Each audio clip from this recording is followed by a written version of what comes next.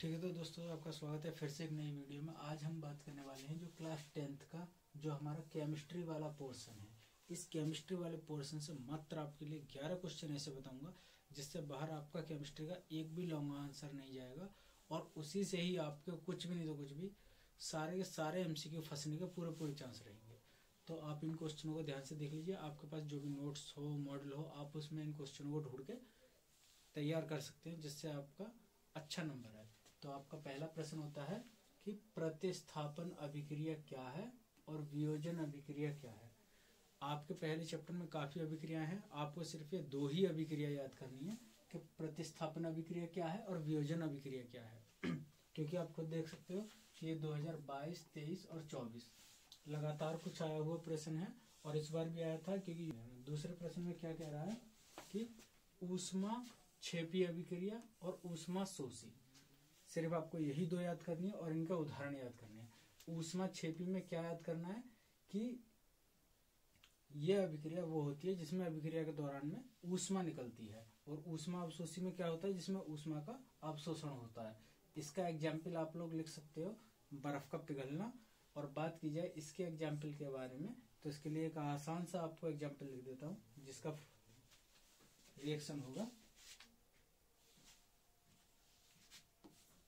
C+O2 CO2 plus ऊष्मा।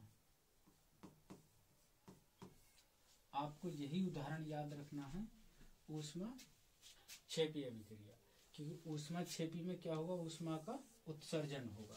तो यही अभिक्रिया का उदाहरण आपका योगात्मक अभिक्रिया होगी अगर आपको याद होगी। इससे अगला क्वेश्चन है संतृप्त और असंतृप्त हाइड्रोकार्बन क्या है, इसके उदाहरण दीजिए। ये भी क्वेश्चन काफी बार आया हुआ है और हर बार इस वाले इन दो इसी क्वेश्चन से सिर्फ आपका MCQ और लॉन्ग क्वेश्चन फंस जाता है। देखते हैं आगे के आपके नेक्स्ट क्वेश्चन।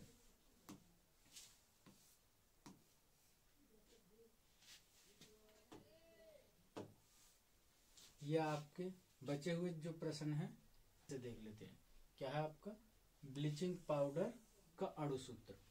ठीक, ब्लीचिंग पाउडर का जो हमारा अणुसूत्र होता है वो कई तरीके होते हैं लिखने के। आप दोनों तीन तरीके देख लीजिए।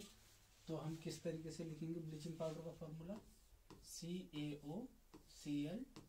एक तो इसका ये वाला फॉर्मूला होता है, दूसरा इसका फॉर्मूला होता है, इसका दूसरा फॉर्मूला है CaOCl कोष्टक के अंदर और कोष्टक के बाहर Cl। ब्लीचिंग पाउडर कैसे बनता है, क्या इसका रासायनिक अभिक्रिया है या क्या रासायनिक गुण है और इसके उपयोग, ये आपका दूसरा प्रश्न हो गया। तीसरा प्रश्न है हमारा प्लास्टर ऑफ पेरिस का अणुसूत्र और इसकी निर्माण विधि, रासायनिक गुण और इसका उपयोग। आपको ये क्वेश्चन याद कर लेना है। प्लास्टर ऑफ पेरिस के हमारे दो सूत्र तो होते हैं, तो दोनों सूत्रों को हम ध्यान से देखेंगे। पहला सूत्र होता है इसका हमारा CaSO4.1/2H2O। एक तो हमारा ये वाला फॉर्मूला होता है। इसी के साथ एक और होता है प्लास्टर ऑफ पेरिस का CaSO4। इसके बाहर 2 रहता है और यहाँ हो जाता है हमारा H2O। ये भी इसी का है। आपका MCQ गलत ना हो उसके लिए।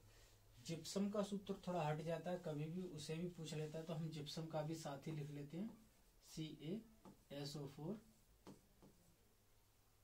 × 2H2O। ये हमारा जिप्सम का फॉर्मूला हो गया, क्योंकि कभी कभी वो जिप्सम के लिए भी पूछ लेता है। ठीक, तो इस चैप्टर से आपका ये हो गया। नेक्स्ट क्वेश्चन है अम्ल क्या है, उनके रासायनिक गुण। ठीक, अम्ल क्षार आपको याद कर लेना है, उसकी परिभाषा। आगे है साबुनीकरण क्या है, इसकी मीसेल संरचना और साबुनीकरण की क्रियाविधि क्या है। इसके बाद है सक्रियता श्रेणी। देखिए ये वेरी वेरी इंपोर्टेंट क्वेश्चन है। और हमारा समजात श्रेणी। 100 में 100% आपको केमिस्ट्री के किसी न किसी पेपर सेट में, और हो सकता है हर पेपर सेट में आपको ये क्वेश्चन मिले। इससे बाहर आपको पढ़ने की कोई जरूरत नहीं है। इसी से ही आपका केमिस्ट्री का पूरा पोर्शन कंप्लीट हो जाएगा, थ्योरी वाला और MCQ वाला। बस आपको यही प्रश्न याद कर लेने हैं। सक्रियता श्रेणी क्या है और इसके दो उपयोग याद कर लेना मॉडल में से। आगे समजात श्रेणी क्या है और इसकी विशेषता, 3-4 इसकी विशेषता याद कर लेना। केमिस्ट्री में इससे ज्यादा कुछ नहीं पढ़ना। अगर आप चाहते हैं कि आपके लिए एमसीक्यू बेस एक वीडियो बनाई जाए तो आप उसके लिए कमेंट कर सकते हैं कि इसके कुछ टॉप एमसीक्यू यानी विकल्प और इसी के ही कुछ इम्पोर्टेंट IUPAC कैसे बनाते हैं उसके लिए भी मैं एक वीडियो बना सकता हूँ, अगर आप कहते हैं तब।